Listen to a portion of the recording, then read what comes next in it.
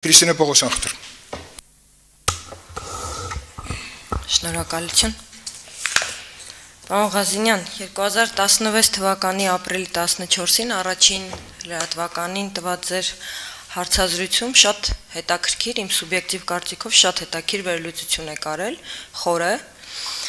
Ես մի քանի հարց ունեմ ձեր այդ օրվա հարցազրույցից, եթե թույլ կտաք, եւ որպեսզի տարընթերցում չլինի, ձեր ուղիղ խոսքը մեջ բերեմ։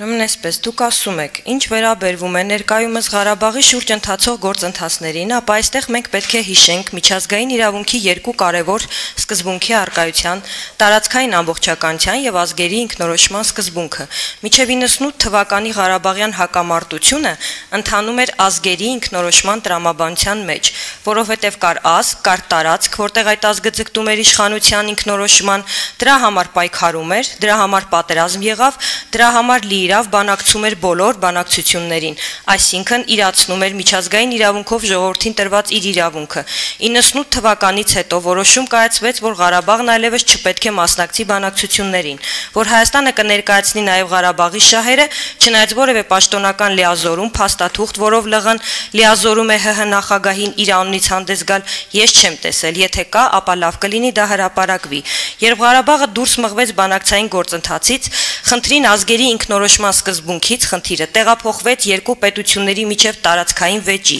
Եթե խնդիրը դրվում է որպես տարածքային վեճ, ապա այստեղ գերակայում է տարածքային ամբողջականությունը։ Միջազգային հանրությունը չի ցանկանում վտանգավոր նախադեպ ստեղծել, տարածքային վեճը լուծել հօգուտ տարածքների հավակնող պետության։ Հետևաբար միջազգային հանրության վերաբերմունքը փոխվեց Ղարաբաղի հարցի շուրջ, որովհետև մինչ այդ ազգերի ինքնորոշման սկզբունքն իրացվում էր, եւ բոլորն էին հասկանում, որ այդպես Ղարաբաղի ժողովուրդն է պայքարում, որ ժողովուրդն է ձգտում ինքնորոշման անկախության։ Հետագայում իրավիճակը փոխվեց, պայքարող եւ հետագայում փոխվեց եւ իմ որակմամբ դա ուղակի դավաճանություն էր Ղարաբաղի ժողովրդի ու պետության հանդեպ։ Ուղիղ մեջ բերում էր ձեր խոսքի։ Դրանից հետո դուք անդրադարձել եք հայ-ռուսական հարաբերություններին, եթե թույլ տաք ես էլի մեջ բերեմ ձեր խոսքը։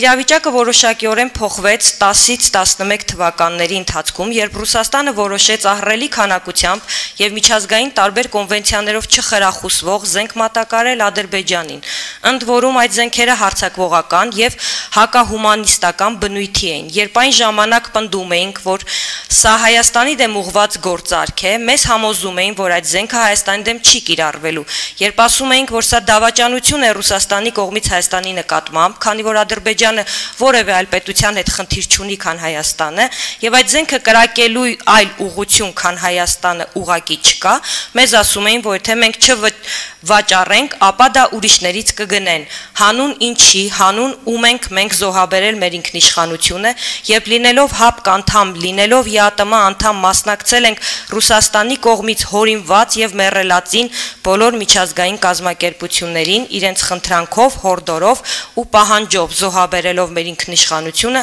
հանուն անվտանգության։ Այս բոլորը ձեր խոսքերն են, ես ինձանից որևէ բառ չեմ ավելացրել, հարց ունեմ եւ հետեւաբար հարց ունեմ։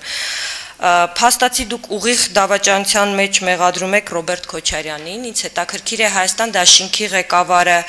կիսում է ձեր վերը նշված կարծիքները թե ոչ, եւ որ ինձ էլի հետաքրքիր է, օրինակ դուք եթե ընտրվեք եւ զբաղեցնեք Պաշտպանության եւ անվտանգության հանձնաժողովի փոխնախագահի պաշտոնը, ինչպես եք հարաբերակցվելու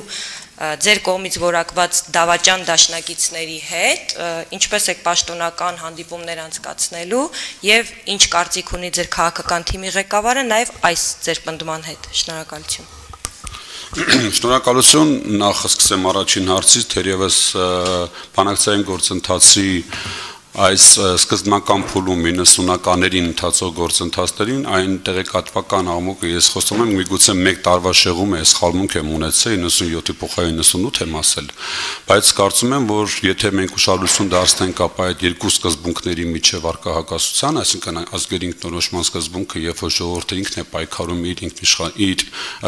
ինքնորոշման համար եւ դա շատ ավելի հարգված է միջազգային իրավունքում, ես միշտ էլ համարել եմ եւ այսօր էլ համարում եմ, որ Արցախի Արցախի ժողովուրդը պետք է ինքը որոշի իր հետագա ճակատագիրը։ Դա շատ ավելի հայկական հայանպաստ խնդիր է։ Հետագայում իհարկե պարզվեց ավելի հանգամանալից, որ Ժիրայր Լիպարեցյանը նույն որ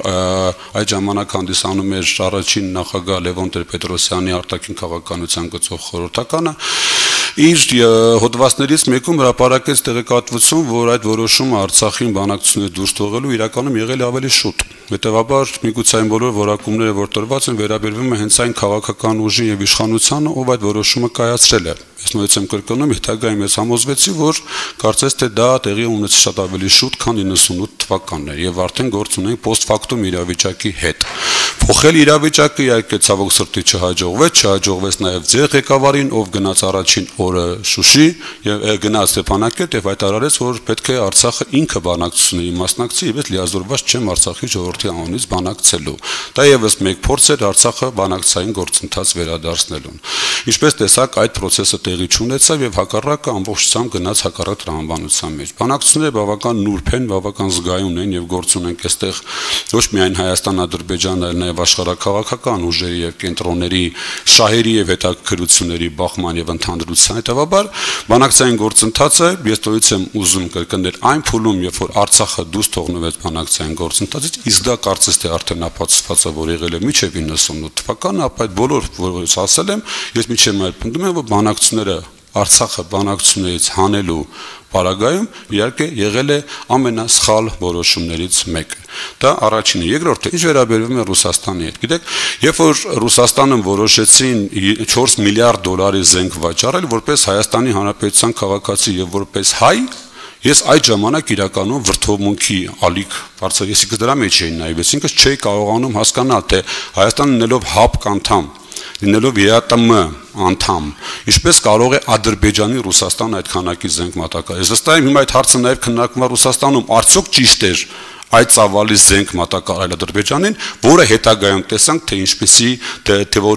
որ ուղղությամբ կրակեց։ Եթե այսօր նորից էլի որոշում կայացվի 4 միլիարդի զենք վաճառել Ադրբեջանին եւ Հայաստանը մնա Եվրասիական միության անդամ եւ ՀԱՊԿ անդամ եւ այնտեղ գործում մասնակցություն ունենա այդ երկու կազմակերպությունների աշխատանքին, ապա այդ պարագայում ես եւս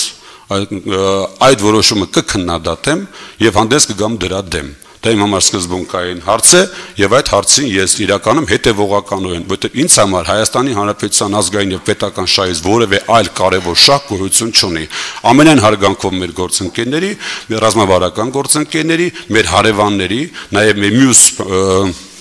բարեկամ պետությունների ինձ համար, ես վստահ եմ նաև դալիճում գտնվող նաև մեծ մասի միգուցե բոլորի համար Հայաստանի ազգային եւ պետական շահը հանդիսանում է առաջնային սպասարկման եւ ծառայության օբյեկտ։ Շնորհակալություն Տիկին Պողոսյան արձագանք եւ խնդրում եմ հնարավորինս հարցոպատասխանը իրականացնենք սեր ժամկետների տրամաբանությամբ, չէ՞ ինչ-որ կանոնակարգի նաև պահանջը։ Խնդրեմ։ Բնականաբար, պարոն Ղազարյան, որպեսզի նորից տարընթերցում չլինի, ես ասացի, որ իմ համար շատ լուրջ վերլուծություն է ձեր 2016 թվականի հարցազրույցը, ավելին ասեմ, ես կիսում եմ ձեր կարծիքը, այդ օրվա ձեր արտահայտած, բայց դուք